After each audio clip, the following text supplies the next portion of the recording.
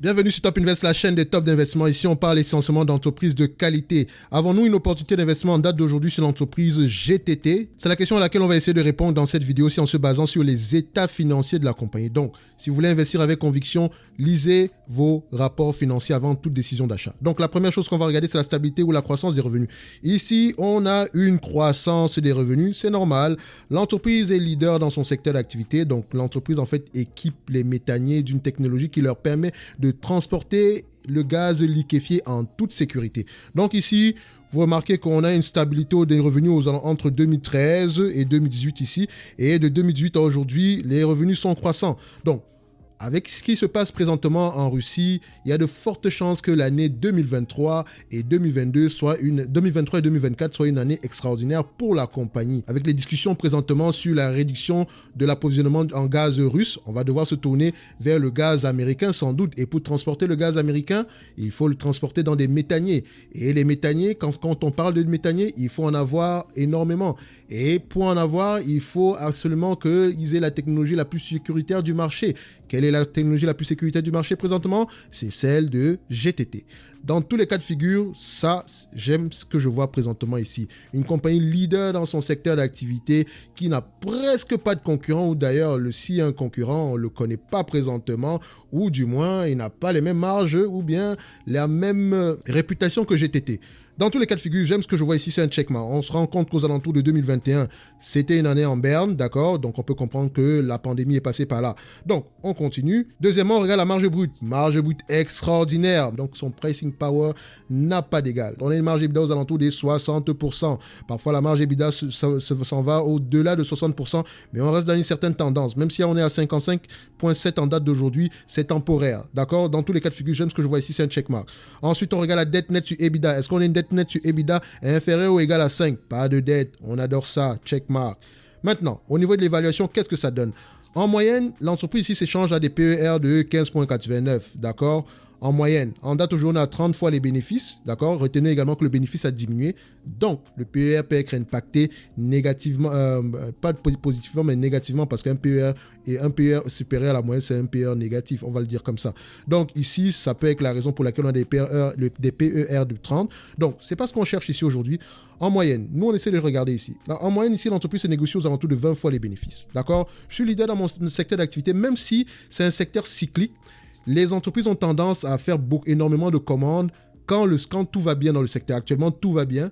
Les commandes sont de l'ordre de près de... Actuellement, l'entreprise a des commandes d'un volume de près de 730 millions, 750 millions d'euros. Donc, ça représente à peu près 2 ans ou 2 ans et demi de revenus. Donc, ce qui m'intéresse vraiment dans ce genre de compagnie, c'est surtout la maintenance, donc le service après la commande. Donc, il va falloir s'occuper de ces bateaux-là. Donc, si vous avez la technologie de GTT, techniquement, s'il faut faire la maintenance, vous allez faire la maintenance avec nos propres produits, toujours pour garder cette certaine stabilité au niveau de la qualité. Donc, ici, au niveau des marges, au niveau des multiples, je vais utiliser un multiple de 20, c'est le minimum, 22 la moyenne, 25 le maximum, d'accord? Donc, on se situe déjà à une marge assez élevée selon moi.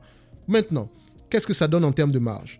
Premièrement, vous devez savoir que le revenu actuel est aux alentours des 314 millions d'euros, quelque chose comme ça. Mais c'est moins que la moyenne. Les analystes prévoient près de 400 millions d'euros d'ici 2024. Le management prévoit près de 320 millions d'euros d'ici la fin de l'année 2022. Mais il prévoit à partir de 2023 des revenus supérieurs. Donc ici, je vais prendre des revenus moyens. Premièrement, je prends 2 hypothèses. L'hypothèse avec des revenus, d'accord, de 350 millions d'euros.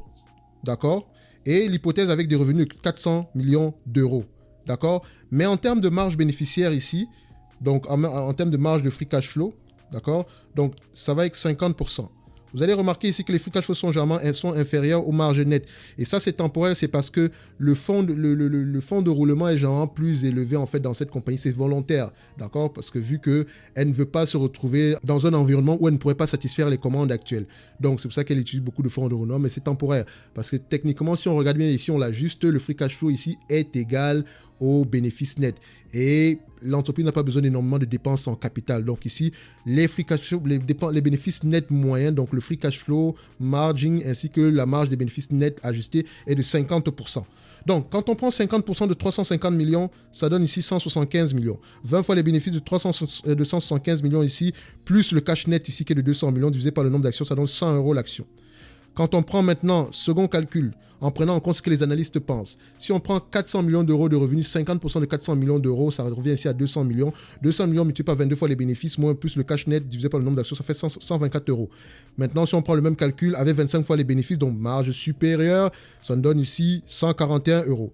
Maintenant, en date d'aujourd'hui, l'entreprise cote aux alentours de 105 €. On peut clairement se dire ici que l'entreprise est correctement évaluée. Si on prend notre borne inférieure, qui prend en considération un revenu moyen de 350 millions, ainsi que des marges de 50%. Donc on se dira que payer 105 € ici pour une entreprise qui pourrait avoir une valeur à peu près de 100 €, c'est correct, le prix est correct. Maintenant, si vous voulez payer ce prix actuel en espérant que l'entreprise peut avoir des revenus plus élevés, c'est possible, mais est-ce que c'est durable? C'est la question. Est-ce que c'est durable? Et retenez que c'est un secteur cyclique et ce secteur a tendance à être très mal organisé. C'est-à-dire que c'est quand tout va bien qu'on a énormément de commandes.